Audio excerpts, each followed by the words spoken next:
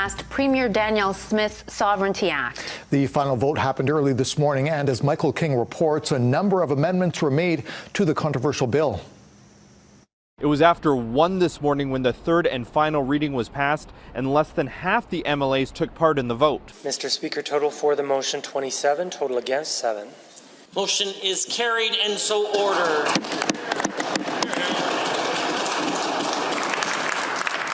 Premier Danielle Smith's United Conservative Caucus used its majority to pass an amendment affirming that the Alberta legislature still has the last word on lawmaking, stripping out the provision that grants Smith's cabinet the power to bypass the legislature and rewrite laws as it saw fit.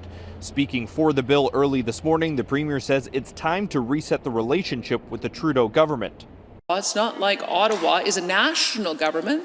The way our country works is that we are a federation of sovereign, independent jurisdictions. They are one of those signatories to the Constitution, and the rest of us are signatories to the Constitution and have a right to exercise our sovereign powers in our own area of jurisdiction. NDP leader Rachel Notley immediately tweeted that if they form the government, they will move to repeal this, quote, horrible anti-democratic legislation.